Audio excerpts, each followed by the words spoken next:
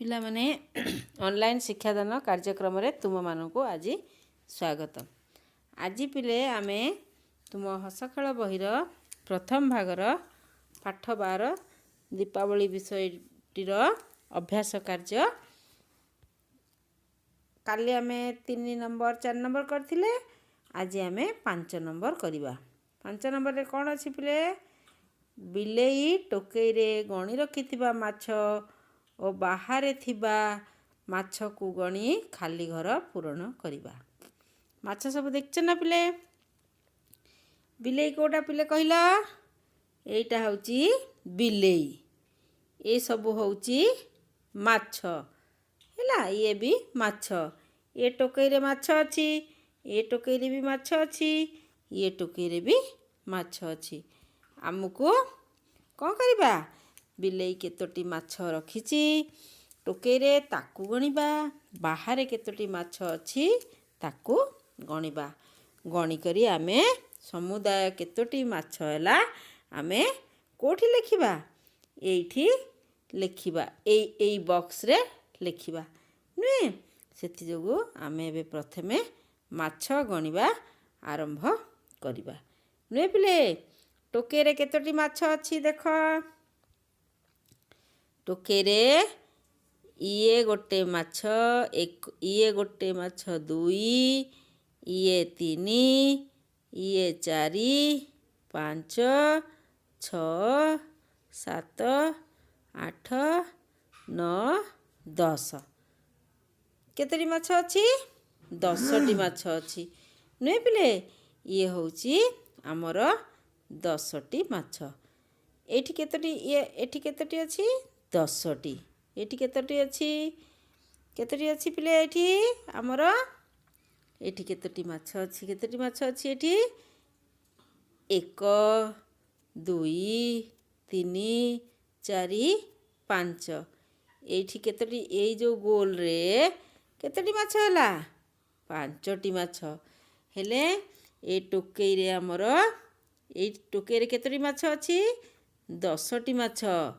ଆଉ ଏଇ ମାଛଟା କେତେ ଅଛି ବାହାରେ? 5ଟି ମାଛ। କେତେ ହେଲା ସମୁଦାୟ ଆମର?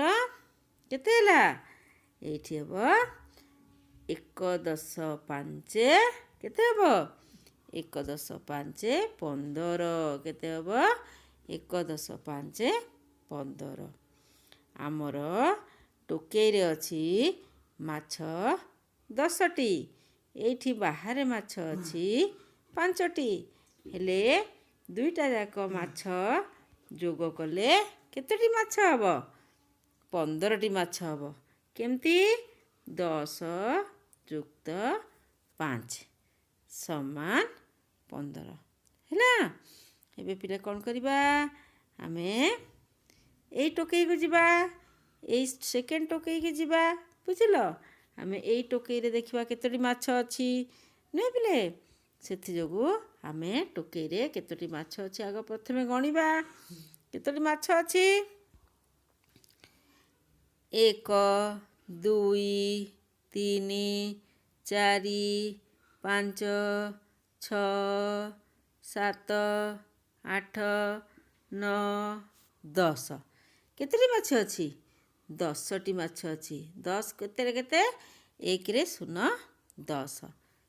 ଏଇ 10ଟି ମାଛ ଅଛି। ଏଇ କେଉଁ ଟୋକେଇରେ 10ଟି ମାଛ ଅଛି? ଏଇ ଦ୍ୱିତୀୟ ଟୋକେଇଟାରେ ନୁହେଁ। ଦ୍ୱିତୀୟ ଟୋକେଇଟାରେ ଆମର 10ଟି ମାଛ ଅଛି। ତାପରେ ବାହାରେ କେତୋଟି ମାଛ ଅଛି ଦେଖ ପିଲେ? 1 2 3। ହେଲେ କେତୋଟି ହେଲେ? ଟୋକେଇରେ ଅଛି 10, ବାହାରେ ଅଛି 3।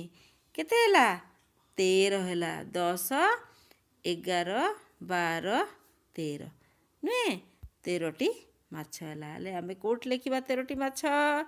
13ଟି ମାଛ ଆମେ ଏଇଠି ଲେଖିବା। କେଉଁଠି ଲେଖିବା? ଏଇଠି ଲେଖିବା। 1 3। କେମିତି ହେଲା?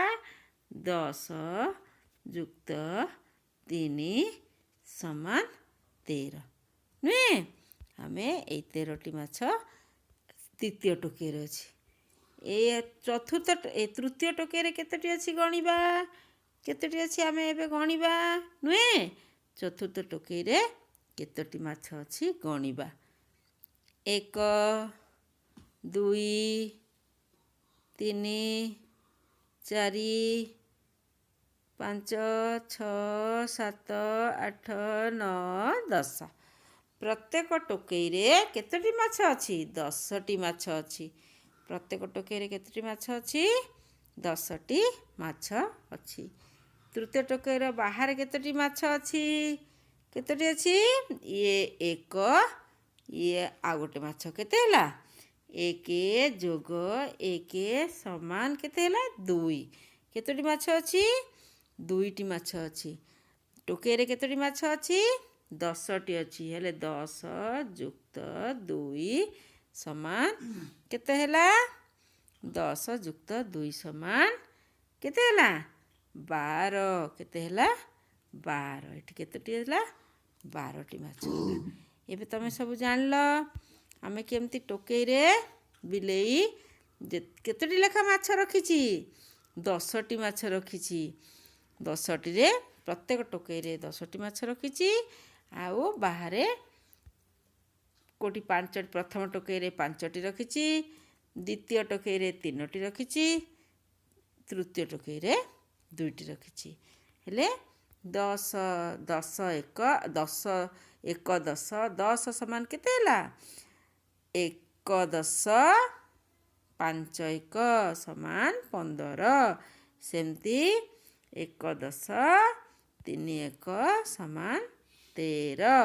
ସେମିତି ତୃତୀୟ ଟୋକେଇରେ 1 10 2 1 ସମାନ 12।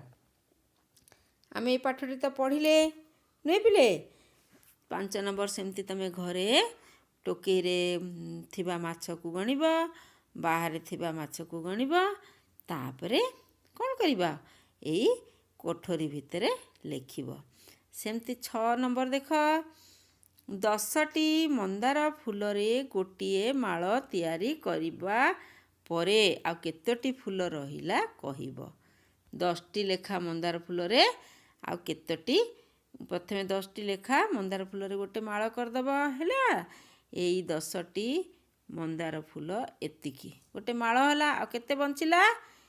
1 2। କେତୋଟି ବଞ୍ଚିଲା? 2ଟି। ହେଲେ ଏଠି ସେମିତି 1 2 3 4 5 6 7 8 9 10।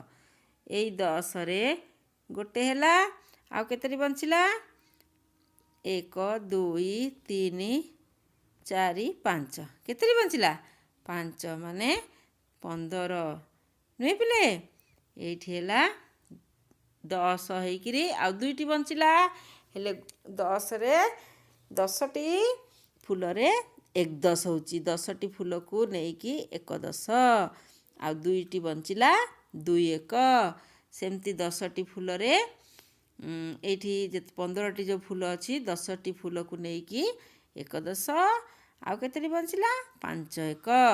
ସେମିତି ଏଇଠି 10ଟି ଫୁଲକୁ ନେଇକିରି କେତେ ହେଲା? 1 2 3 4 5 6 7 8 9 10। ଏଇ 10କୁ ନେଇକିରି ଗୋଟେ ମାଳ କଲା ପରେ ଆଉ କେତେ ବଞ୍ଚିଲା? 3। କେତୋଟି ବଞ୍ଚିଲା? 3ଟି ବଞ୍ଚିଲା ନୁହେଁ ପିଲେ?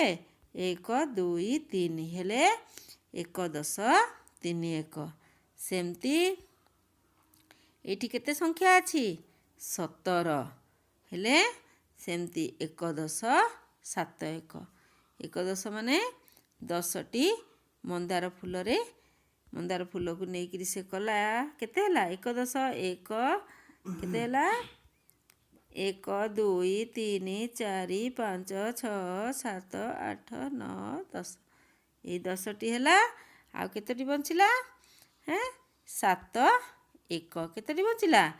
7 1। ହେଲେ କେତେ ହେଲା? 1 10 7 17। ସେମିତି କେତେ ହେଲା ଏଇଟା? 1 10 2 12 1 10 5 15 1 10 3 13 1 10 7 17 ହେଲା।